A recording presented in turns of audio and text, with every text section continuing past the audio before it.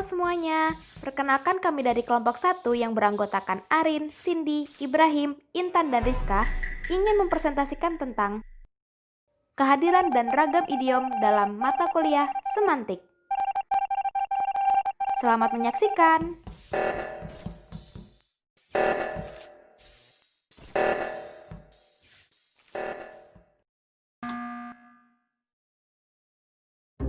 Hakikat idiom. Idiom adalah salah satu istilah dalam bidang kebahasaan yang digunakan untuk berkomunikasi oleh manusia, baik dalam bentuk lisan maupun tulisan. Idiom bertujuan untuk memperhalus maksud dan memperindah bahasa yang diungkapkan. Menurut Keraf, idiom adalah pola-pola struktural yang menyimpang dari kaidah-kaidah bahasa umum, biasanya berbentuk frasa, sedangkan artinya tidak bisa diterangkan secara logis atau secara gramatikal dengan bertumpu pada makna kata-kata yang membentuknya. Lebih singkatnya, idiom merupakan gabungan dua kata atau lebih, tetapi maknanya tidak secara langsung dapat ditelusuri dari makna masing-masing kata.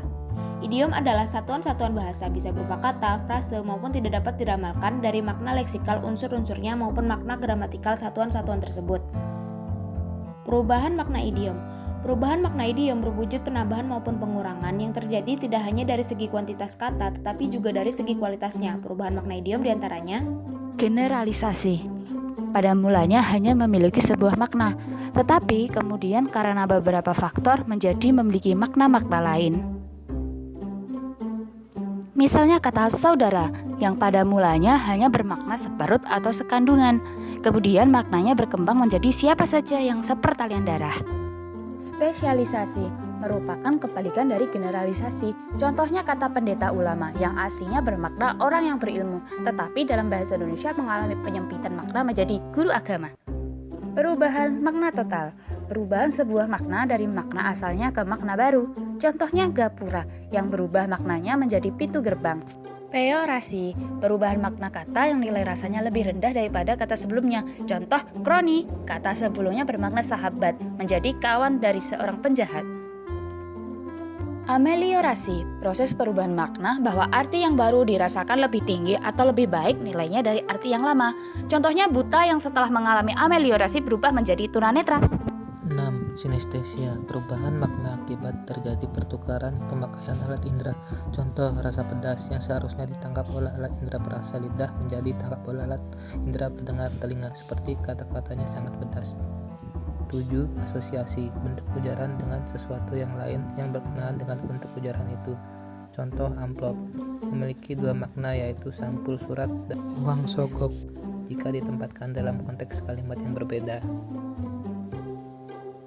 8. Eufemisme, yaitu perubahan yang melemahkan makna, terjadi pada kata yang memiliki makna menyinggung perasaan. Contohnya, dipecat. 9. Kekaburan makna, disebabkan oleh sifat kata atau kalimat yang bersifat umum. Kata atau kalimat tidak pernah homogen. 100% kata akan jelas maknanya jika berada di dalam kalimat, dan kalimat akan jelas maknanya jika berada dalam konteks. Ragam idiom dibagi menjadi dua, yaitu pertama, idiom penuh, idiom yang unsur-unsurnya secara keseluruhan sudah merupakan satu kesatuan dengan satu makna. Idiom penuh merupakan ungkapan atau idiom yang unsur-unsur pembentuknya telah kehilangan makna leksikalnya.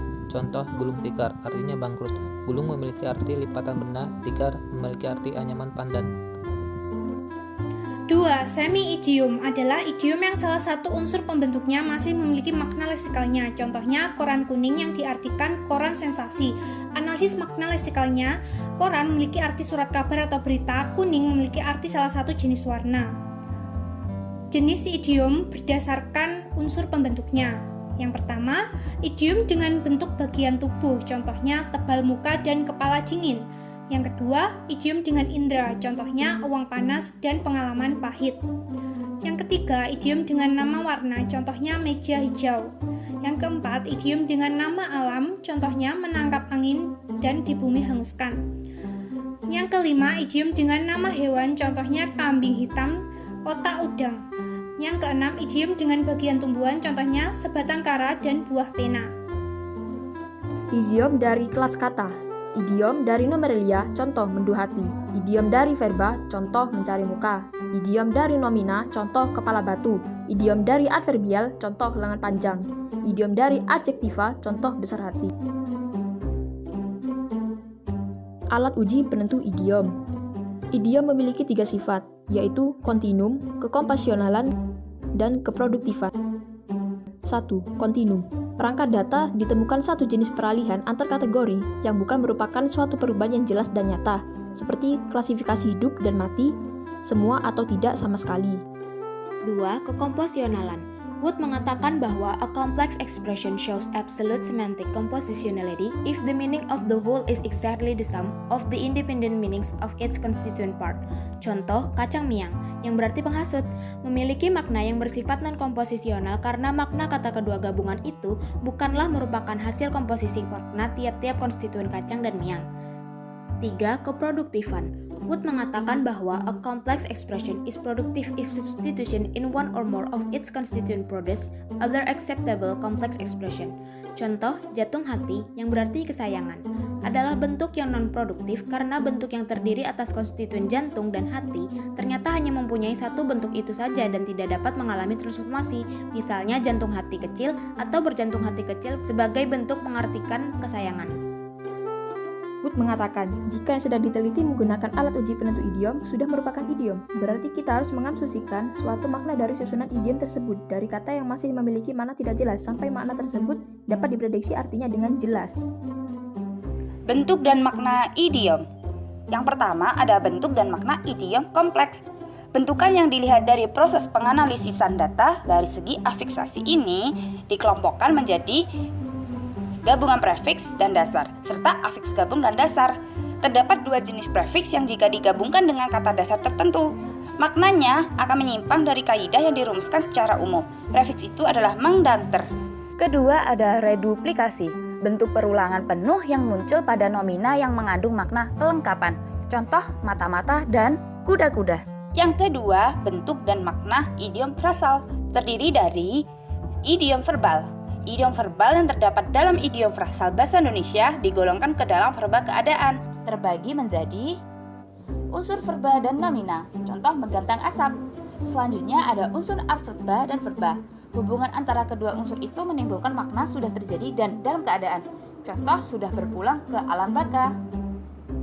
Idiom nomina terbagi menjadi unsur nomina ditambah nomina mengkhususkan makna unsur pertama. Contoh, buaya darat. Unsur nomina ditambah nomina yang menggeneralisasi, contoh darah daging. Unsur nomina ditambah nomina mengkhususkan makna unsur kedua, contoh bunga tidur. Lalu unsur nomina ditambah adjektiva mengkhususkan makna unsur pertama, contoh air besar. Ungkapan idiomatik. Ungkapan idiomatik dapat disejajarkan dengan idiom sememik, yaitu peribahasa. Contohnya, bagi kami biarlah mengeluarkan uang lebih banyak karena kami berprinsip kalah membeli mending memakai. Sekian penjelasan kami, mohon maaf atas kekurangannya. Terima kasih.